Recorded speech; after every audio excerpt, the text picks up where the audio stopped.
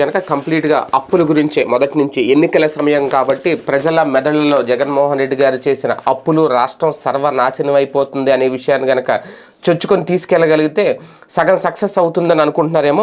ఏడాదిలో 341 రోజుల్లో అప్పులే చేశారు జగన్మోహన్ రెడ్డి గారు అంటూ 152 రోజులు ఓవర్ డ్రాఫ్ట్లోనూ ఒక్క సంవత్సరంలోనే 149 కోట్ల వడ్డీ చెల్లింపు. వైసీపీ ప్రభుత్వ 2022-23 ఆర్థిక ముఖచిత్రం కాగ్గు తేల్చిన లెక్కలు. దీనికి ఆల్రెడీ సాక్షి కౌంటర్ ఇచ్చింది. అయితే ముందు ఈనాడులో రాసిన వార్త ఒకసారి చదివితే కనుక జగన్ ప్రభుత్వం ఏడాదిలో 341 రోజులు అప్పులు చేస్తూనే ఉంది. రిజర్వ్ బ్యాంక్ ఇచ్చిన రకరకాల వెసులుబాట్లు వినియోగించుకుంది. అందుకోసం ఏకంగా 149 కోట్ల మేర వడ్డీలు చెల్లించింది. ఇంకా నేను వడ్డీలు చెల్లించలేదని రాయలేదులే.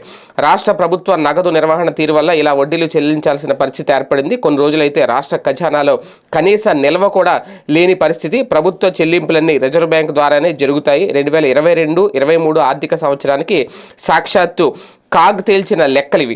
ప్రభుత్వం వద్ద సొంత నిధులు లేనప్పుడు రిజర్వ్ బ్యాంక్ ముందస్తుగా ప్రభుత్వం కోరినట్లు చెల్లింపులు చేస్తూ ఉంటుంది. వాటినే చేబదుళ్లు, ప్రత్యేక డ్రాయింగ్ సదుపాయం, ఓవర్ డ్రాఫ్ట్ సౌలభ్యంగా పేర్కొంటారు. రాష్ట్ర ప్రభుత్వం వద్ద చాలినన్ని నగదు నిల్వలు లేనప్పుడు రిజర్వ్ బ్యాంక్ ఇచ్చే ఇలాంటి సౌలభ్యాన్ని వినియోగించుకోవచ్చు.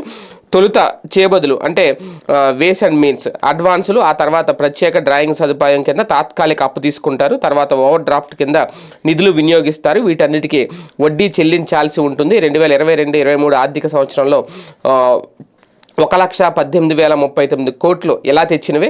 ఇందులో 57,066 కోట్లు ఓవర్ డ్రాఫ్ట్ రూపంలో తెచ్చింది. అంతేకాదు ఆర్థిక సంవత్సరంలో శాసనసభ ఆమోదం లేకుండానే రాష్ట్ర ప్రభుత్వం 4,027 కోట్లు అదనంగా తీసుకొచ్చింది. రాష్ట్ర ప్రభుత్వం అధికారిక లెక్కల ప్రకారం అనేది అంటే నిజంగా చాలా లెక్కలే ఉన్నాయి. ఇదంతా మొత్తం చూసుకుంటే ఈ లెక్క చూసుకుంటే ఇంకా జనాలకు పిచ్చెక్కిపోద్ది అనమాట. మొత్తం రాష్ట్రం ఎంత నాశనం అయిపోతుందా కాగ్ చెప్పిందని. అసలు అదేంటి అనేది ఆల్రెడీ సాక్షిలో వచ్చింది. నేను అది కూడా నెక్స్ట్ చదివి వినిపిస్తాను. కాకపోతే అప్పులు ఏడాదిలోనే 300 అంటే మీకు ఎప్పుడు రోజు అప్పులు చేస్తానే ఉన్నారు, అప్పులు తెస్తానే ఉన్నారు అనేది కాగ్ చెప్పింది అనేది ఈనాడు రాసిన కథనం. అలాగే కోడికత్తి కేసు